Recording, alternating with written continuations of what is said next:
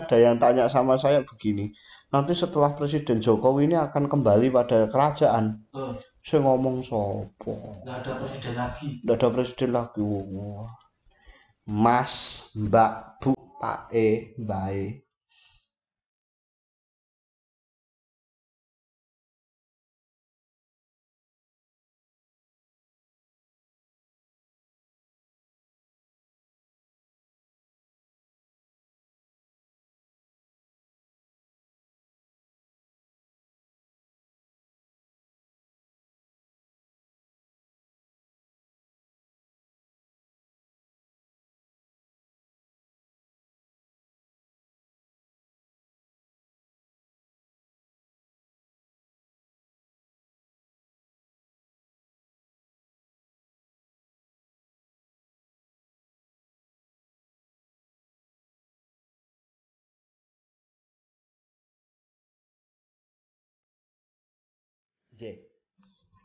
Sugeng Dalu Romo dari Tanget, apa yang membuat orang Jawa tidak tertarik pada Jawanya?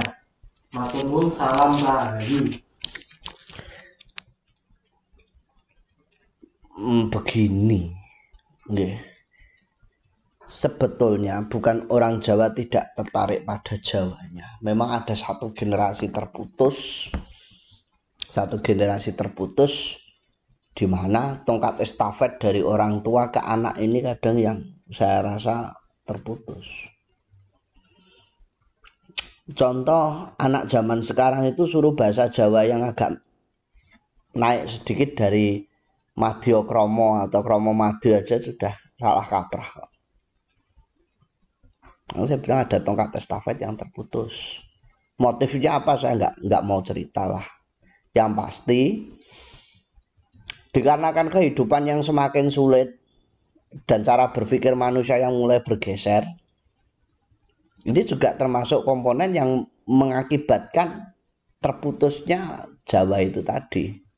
Coba sekarang punya anak satu, beban sekolahnya, beban hidupnya sudah berapa? Belum beban orang tuanya.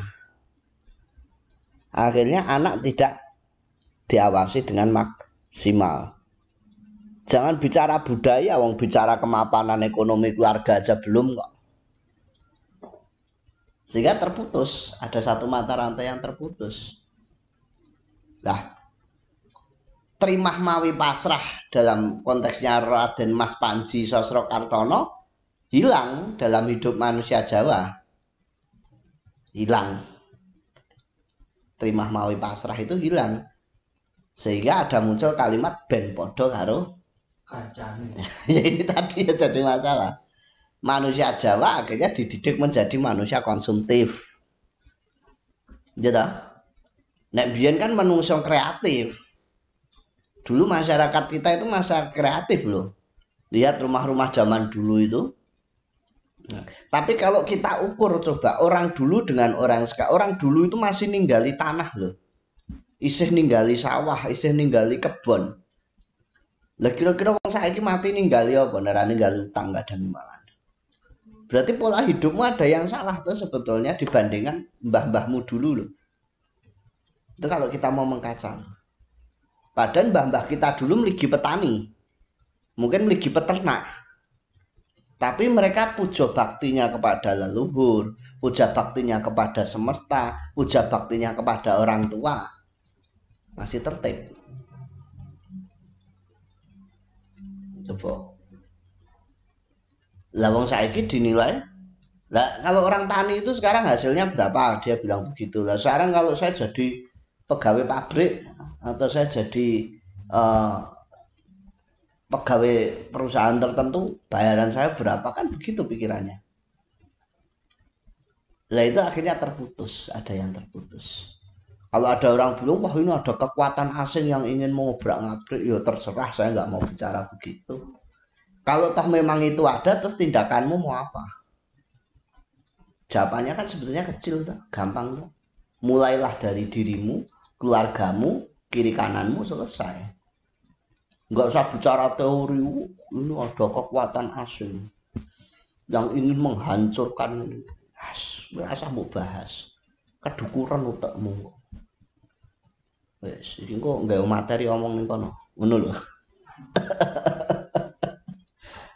Tanglet soal ruwatan apa setiap manungsa iku wajib diruwat nggih? Matur. Saya itu kalau jawab perkara ruwatan itu kan jawaban saya cuma simpel. Yang mau dan yang mampu. Gitu loh. Yang mau itu karena kebutuhan, yang mampu karena kadang ada yang mampu tapi tidak mau, ada yang mau tapi tidak mampu, kan begitu. Sehingga kita setiap tahun mengadakan ruwat masal atau ruwat agung, di sing mampu gendong sing ora mampu, itu ya begitu. Sehingga ruwatan itu posisinya adalah tinggal mau atau tidak. Nah, kalau percaya ya silahkan, kalau enggak ya jangan dijalankan, begitu saja loh. Nah, kalau pakem Jawa katanya ada unting-unting, gotong mayit, kembang sepasang, geruger lawang, gilir kacang, julung caplok, julung tungkul, lan sak piturute. Lah itu konsepnya mbah-mbah dulu. Mau jenengan ikuti itu ya monggo. Ayo. Nyuwun wedharanipun Rama, Tridasa Watak Nawa Sanga. Matur nuwun Rahayu. Dalam pengertian Jawa lagi, tanda kutip, sebab nanti Hindu juga punya pengertian yang sama. Tridasa, tri kata tadi 3, dosa artinya 10, berarti 30. Tridasa watak nawa sanga, watak itu berarti karakter, 9 sanga itu 9. Artinya 30 dewa yang memiliki 9 karakter itu bertempat di dalam 8 penjuru mata angin dan 1 berada di tengah-tengahnya.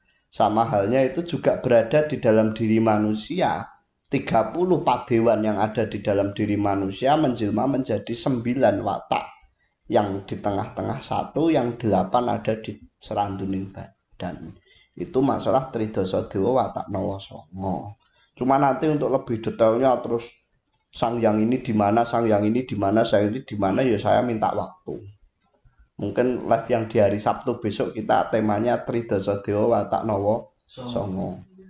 Sehingga nanti bisa jelas. Karena itu konsep Nusantara juga ada. Ya mohon maaf, nanti kalau entah sama entah berbeda dengan saudara kita yang di Bali. Karena Tridasa Dewa Watak Nawa Sanga itu juga ada di Bali. Nah, kalau contohnya itu seperti di Surya Mojopaitan, yang menurut orang-orang itu Surya Mojopait itu lambangnya kan 8 dewa, di tengahnya ada 1, itu mungkin ada di situ, itu ada di lukisan saya itu. Ketok orangnya.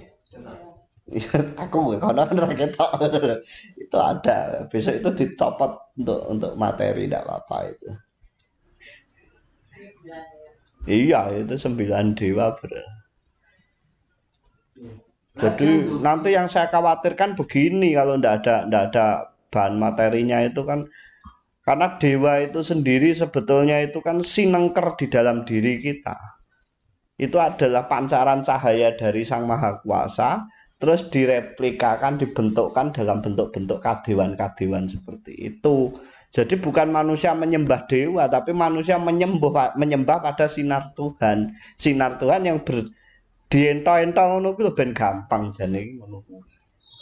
Jadi tidak ada manusia menyembah patung, manusia menyembah sosok, itu tidak ada. Itu adalah pancaran sinar Tuhan berupa Brahma, Wisnu, berupa Sang Hyang Mahadewa, Sang Hyang siapa itu kan hanya pancarannya Tuhan, bukan sosok. Itu mbok goleki ya mbok ngelu to kowe. Itu. Derek tanut Rama, Serat Gatoloco niku estunipun pripun nggih? Mboten pripun-pripun. Sae.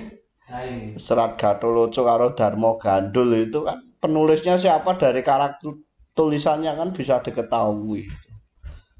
Makanya disamarke penulisnya Kiai Kalam Wadi. Kalam itu tulisan, Wadi itu rahasia, penulis rahasia. Cuman saya kalau menganalisa dari gaya bahasanya, gaya penulisannya sudah tahu zamannya zaman siapa. Rama Surya, Saged diwedhar napa mboten nggih maksud dawuhe Kaki Semar tahun 2023. Ana ontan-ontan mijile Bathara Wisnu. Dalam kurung paswayangan ruwatan Rama Surya. Matur nuwun. Yo, engko to Mas, santai mawon. Itu artinya bahwa ada satu perubahan tatanan baru. Tapi itu nggak usah dibahas terlalu rumit lah. Bagi saya itu kan nanti tahun 2023 itu sudah tahun politik gitu. Persiapan itu. Orang kan akan berebutan sana. Saya tidak mau bahas itulah. Tapi kemarin ada yang tanya sama saya begini. Nanti setelah Presiden Jokowi ini akan kembali pada kerajaan. Saya ngomong sopo. Nggak ada presiden lagi. Nggak ada presiden lagi. Wah. Mas, Mbak, Bu, Pak E, Mbak E. Negara itu ada punya namanya sistem tata negara. Dulu sistemnya presiden kuasi parlementer. Sehingga kalau panjenengan lihat zamannya panjenenganipun Bapak Soekarno, Kang Minulya itu sebagai mandataris gitu. MPR dan seterusnya. Kalau sekarang itu masih sistem kuasi parlementer. Sekarang ini kan sistemnya sudah presidensial. Terus kalau bilang 2020 sekian nanti setelah Pak Jokowi itu tidak ada lagi presiden, adanya kerajaan. Yo caranya bukan begitu. Tak ajari. Itu ada satu konsepsi politik besar. Mbuh itu nanti sidang istimewa apa sidang paripurna merubah daripada bentuk Undang-Undang Dasar 45.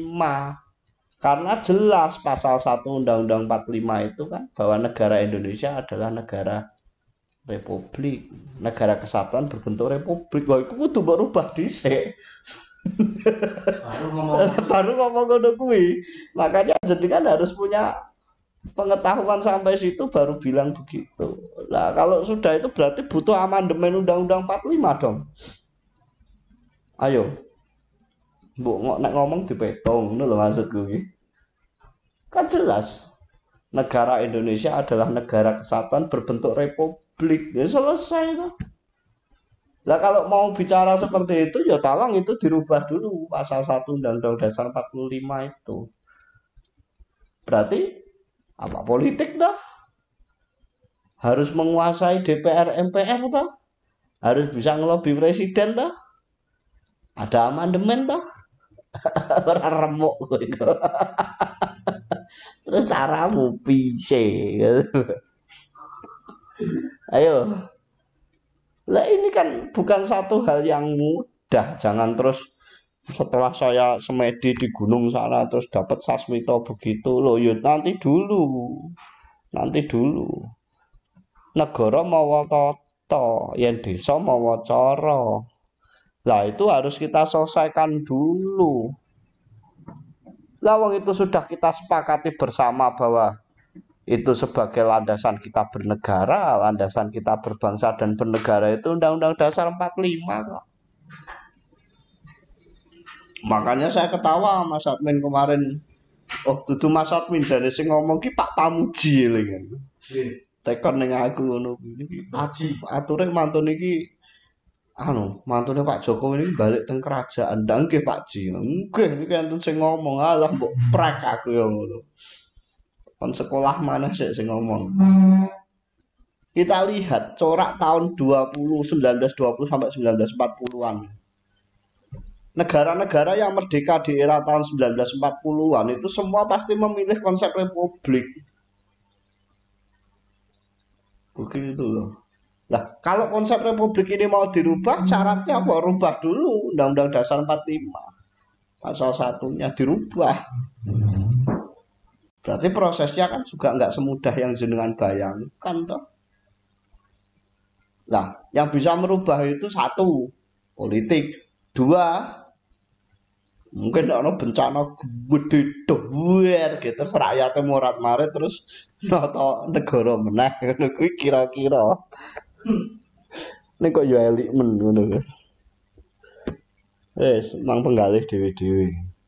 Salam Rahayu Romo. Saya dari Solo. Nggih.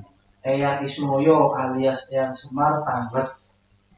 Tanya apa juga sudah mulai menata-nata dan bukti menopo nggih matur nuwun.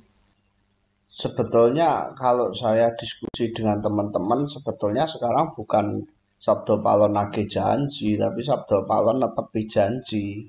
Bukan Semar nagih janji, tapi Semar mulai netepi janji. Di mana banyak peranatan-peranatan baru. Udah nggak usah terlalu bilang konsep gaib lah, konsep yang nyata saja. Bahwa dengan turunnya corona ini saja kan sudah mana tempat yang suci, akhirnya manusia disuruh kembali pada dirinya masing-masing toh. Suruh menjaga mulutnya, suruh menjaga nafasnya, totalinin Gusti, itu kan sudah bukti kecil yang sangat besar. Wong kecil wong ora ketok, sangat besar wong seluruh dunia merasakan. Terlepas itu politik dan tidak, saya nggak mau ikut campur. Yang pasti ada, selesai lah. Korbannya jelas, penyakitnya jelas. Ya sudah selesai. Yeah. Romo yang disebut dengan spiritual yang sebenarnya Romo, karena kadang saya salah paham dan gagal paham tentang arti dari spiritual. Itu sebetulnya kita mengadopsi dari bahasa Yunani. Cuman saya nggak mau belajar masalah etimologi, kita belajar aja pada pengertiannya saja. Spiritual itu artinya dari dalam. Oke. Jadi itu munculnya dari dalam diri kita. Spirit, roh, nyawa. Jadi artinya spiritual adalah sesuatu yang digetarkan oleh semangatmu, rohmu, nyawamu, jiwamu yang munculnya dari dalam dirimu, selesai. Kalau dari luar itu bukan spiritual. Loh apa itu? Supranatural. Artinya muncul dari alam yang berada di luar jangkauan manusia. Selesai, ini harus dibedakan. Gitu. Jadi spirit dari dalam, supra dari luar. Udah selesai, cuman itu.